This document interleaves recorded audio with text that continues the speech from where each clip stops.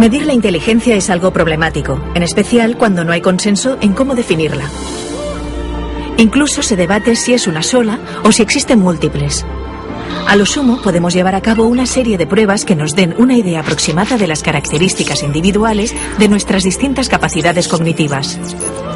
De todos los cuestionarios creados para medir la inteligencia, el más usado es el cociente intelectual de Wechsler, una batería de preguntas que analiza la comprensión, el vocabulario y la capacidad aritmética de la persona, y que considera la inteligencia como una capacidad única y global.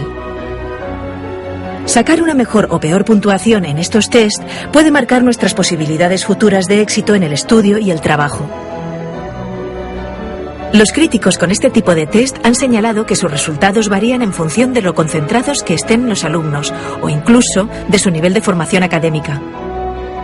Ahora, un estudio reciente de la Universidad de Londres, dirigido por Kathy Prices, muestra que, de hecho, el cociente intelectual no se mantiene constante durante la adolescencia, sino que aumenta o disminuye conforme lo hace el volumen de materia gris en esa época.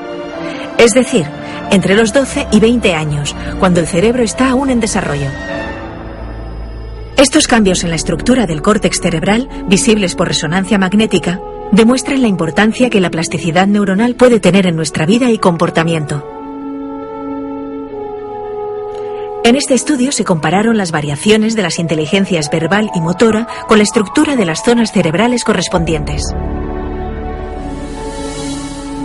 Cuando el córtex aumenta en las zonas motoras y decrece en las verbales, el estudiante muestra una mayor destreza motora y una menor verbal. Sin embargo, estos resultados no son constantes y pueden variar pasados unos años, llegando incluso a invertirse. Como señalan los autores del estudio, este descubrimiento debería estimular la mejora del rendimiento intelectual en los que lo necesitan y servir de recordatorio a los más adelantados de que nada es permanente y es necesario seguir estudiando.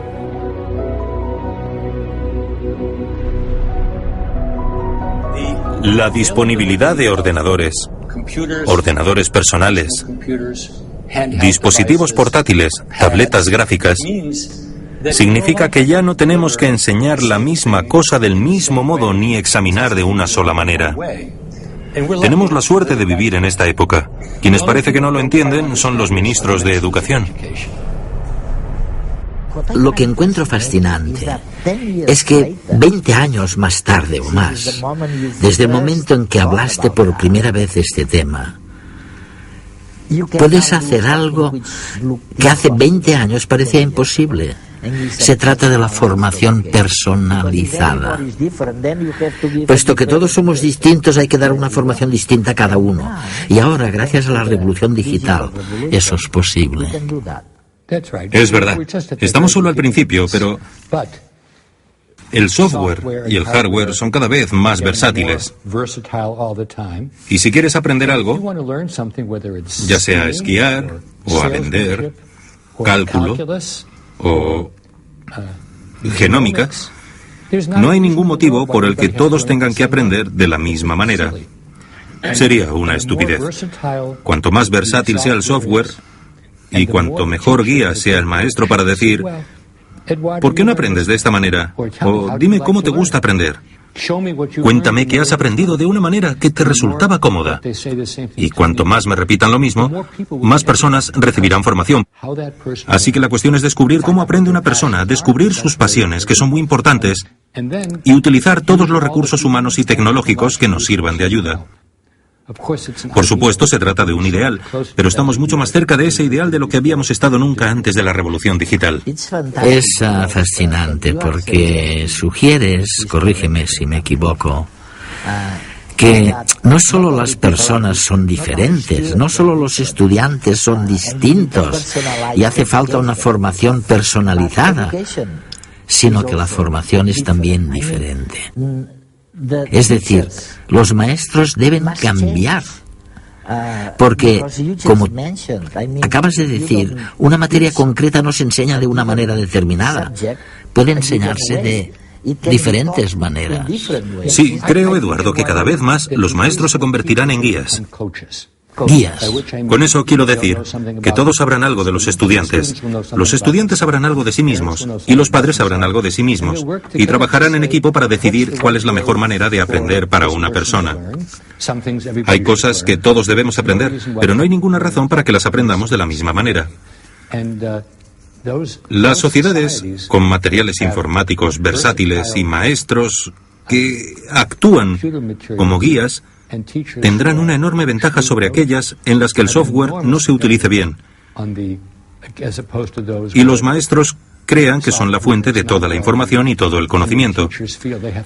Porque en la actualidad, y estoy bastante bien informado, los estudiantes no paran de decir, eso no es correcto, o lo acabo de buscar, y por supuesto levantan la mano. Quien levante la mano no siempre tendrá la razón, pero probablemente tenga más razón que yo. Así pues, la idea de que los maestros somos la fuente de toda la sabiduría alimentará nuestra sensación de poder, pero ya no es cierta. Mozart fue un músico extraordinario, carente de toda inteligencia emocional, como lo demuestra cualquier relato de su vida, aunque nadie dudaría de su genialidad.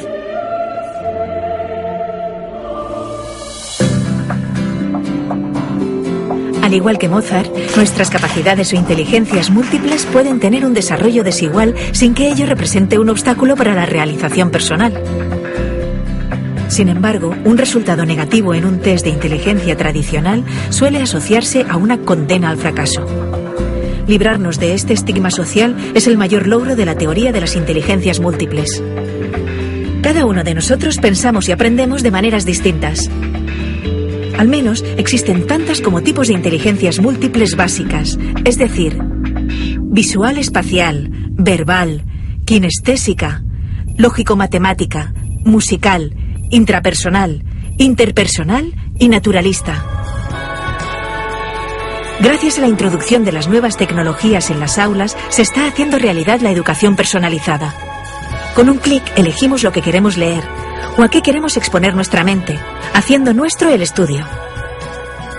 Quizás por ello, la principal misión de los profesores en esta nueva era sea la de asistir a los estudiantes a reconocer cuáles son sus tipos principales de inteligencia y ayudarles a utilizarlas para acceder más fácilmente al conocimiento.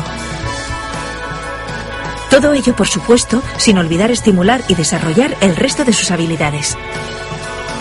Así, el profesor pone en las manos de los estudiantes la responsabilidad de su propia educación, enseñándoles a controlarse y a decidir qué es lo mejor para ellos, desarrollando juntos las mejores condiciones de estudio y aprendiendo a relacionarse con los demás, incluso a través de las redes sociales. La independencia y la autonomía de las nuevas tecnologías son algunas de las competencias que la nueva sociedad está reclamando a la juventud. El futuro está en las mentes emprendedoras, capaces de trabajar con la diversidad cultural y utilizar todos los recursos, tanto de su inteligencia como del mundo digital. ¿Y qué me dices de las nuevas competencias? Me refiero a aquellas habilidades nuevas que los jóvenes deben comprender, estudiar para encontrar trabajo.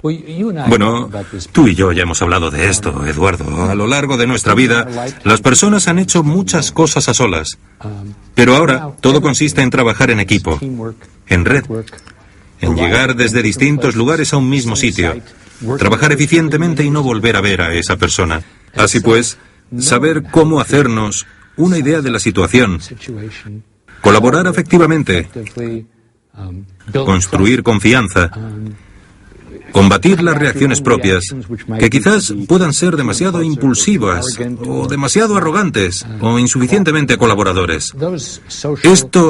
Todos estos factores sociales, emocionales, entran en la categoría de la comprensión de uno mismo. Me refiero a la inteligencia interpersonal.